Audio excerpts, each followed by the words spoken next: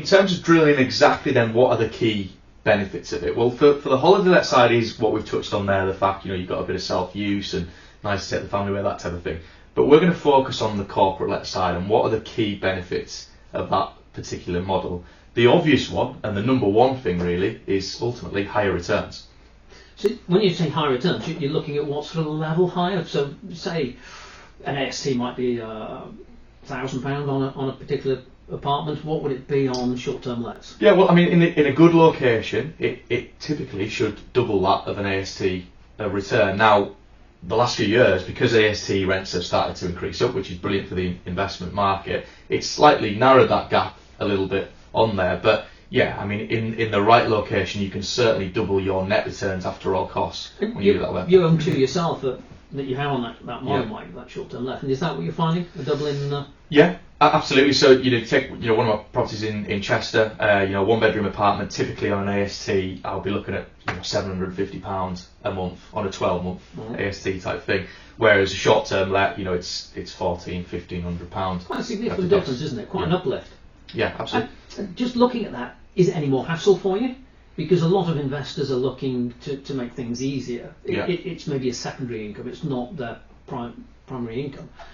Is it more hassle? No, I think partly because having a good management company behind it, and that's one of the key tips, if you like, for investors on there. Make sure you've got a good management company. Yeah. If you're wanting those higher returns on it, ultimately you're going to have to get higher nightly rates, and that isn't just by letting your property out on your Airbnb, your Booking.com, which anyone can do, so to speak. What you really need is those corporate bookings. And interrupting you there, Mike, those corporate bookings, where do you get those from? So if I had a short-term let and I was thinking, I've used Airbnb, I've used maybe Booking.com or late rooms, how do I get into that corporate let side of it? Well, I mean, give you an example, of Guess, our sister company, which is, manages short-term let properties and has done for a while. We have links in with relocation companies. And when we talk about relocation companies, they are companies that have contractors, if you like, on their books who come to them and say, look, I need accommodation in Chester, for instance, for 3 months for 4 workers. What accommodation have you got? Those relocation companies will only come to management companies. They won't go to your Joe Bloggs who has a property on Airbnb. They need to go through specialist management companies that way. But they're brilliant bookings because they're long term. There's less cleans involved. You've got less void periods of it. And they can be in the sort of niche areas, and that's one of the big benefits, if you like, of short-term let properties. It isn't necessarily in the big cities that some people often think.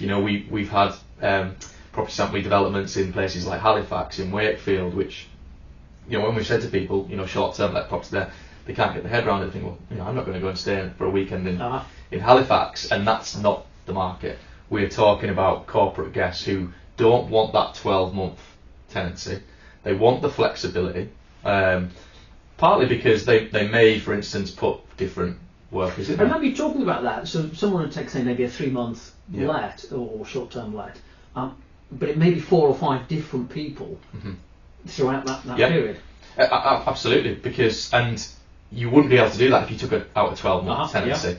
And I think it's important to look that way. So why does it work for the people booking it as well? And it is because of that. They don't have to book it for that long and stuff. And can put different works. I suppose also on that side of it, talking about from the contractor's point of view, if you're there, say 3 months, you don't have to sign up to a utilities company. You don't have to sign up to broadband.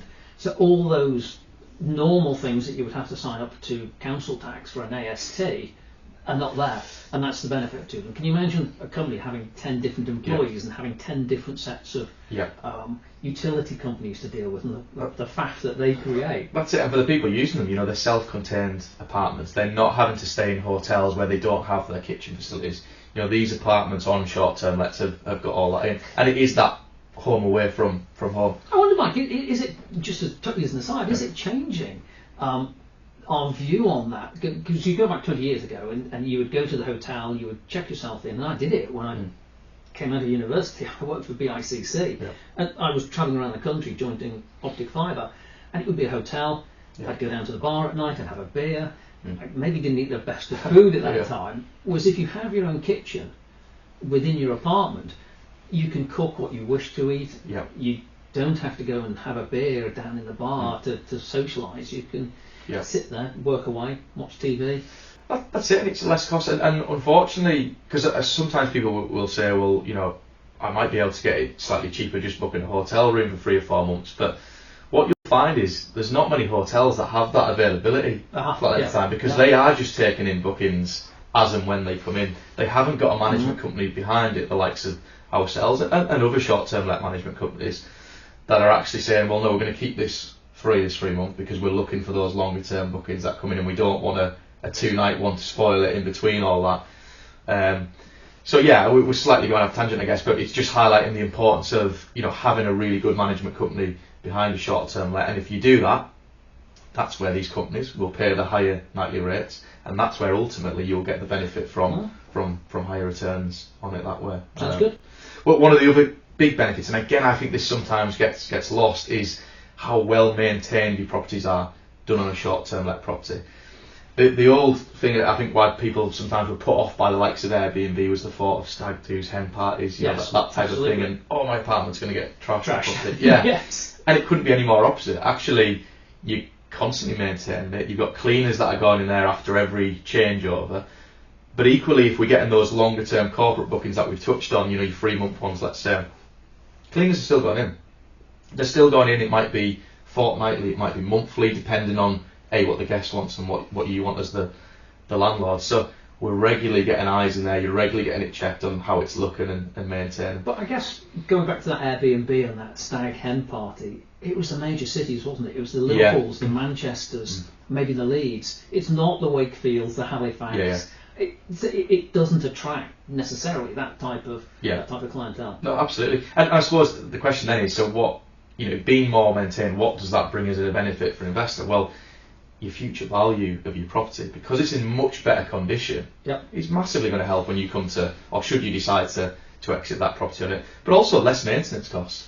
You know, what you find is if you put a tenant in there on a long-term basis, typically it doesn't get checked until after 12 months. It could be 6 months or it could be 12 months. They get checked in, they get checked out, and in between, we've had it, haven't we? I've had that experience where, you know, a young child's maybe scribbled on the wall in the first week, and that's not picked up for 12 months. Yeah, well, that's it. Or, you know, screw loose somewhere that, you know, if it was a short-term let, the cleaners going in or the housekeeping team would spot it and fix it straight away. But when it's a longer-term tenant and that doesn't get spotted, the problem gets bigger and bigger, and that screw that was loose, and suddenly the whole cupboards are coming down in the kitchen. Yeah. So, you know, it can happen. So it's so important that, and it's a massive benefit of having your property let out on that basis. And that's something that's organised by ourselves, isn't it? The cleaning side of it. It's not the investor doesn't have to look after that side of it. It's part of the package that we offer. 100%, and that's the big thing. And again, because sometimes the theory behind short-term lets is, well, it sounds an awful lot of work. Have I got the time to do it? And, you know, yes, if you were doing it yourself, it is a lot of work to it. But that's another reason of use a good management company behind it, and they can take care of that. You know, maybe later on in life, you know, come retirement, so like you might want to become more hands-on then and get involved in it and do it that way. But for me, it's quite onerous, isn't it? If you think you've got someone going in every 3 nights, every 4 nights, and you've got to go and clean it, you've got to change the linen, it's quite restrictive. Yeah, 100%. So I can see the benefit of employing a company that does all that for you. Yeah. And also, being on the selfish side of it, it takes the onus off you as the owner. Yeah. It's not your responsibility. You've passed that responsibility to the management company. And I think, you know, we've touched on it previously about legislation. Using a management company, they know the legislation that you have to comply with to ensure that you're compliant. It's a good point, and obviously legislation is changing by the day at the moment. And you know, on a longer term tenant point of view, we know there's changes coming in this year where it is going to become even more restrictions in there for landlords in terms of, you know, tenant evictions and things like that. Another benefit of short term let property there is that you don't have that problem. The amount of restriction. Yeah, you don't have the amount of restrictions, so guests will pay up front. So first of all, you've got the money up front that way. You're not having to deal with rent arrears or anything like that. But also they'll be putting a deposit down, so any damage that they cause will come out of that deposit. Like when you book a hotel room, you know, and that you're not going to cause any damage purely because of that. So it's a big benefit, that, and it's becoming more and more beneficial, that, because of what's going on in the AST market and the restrictions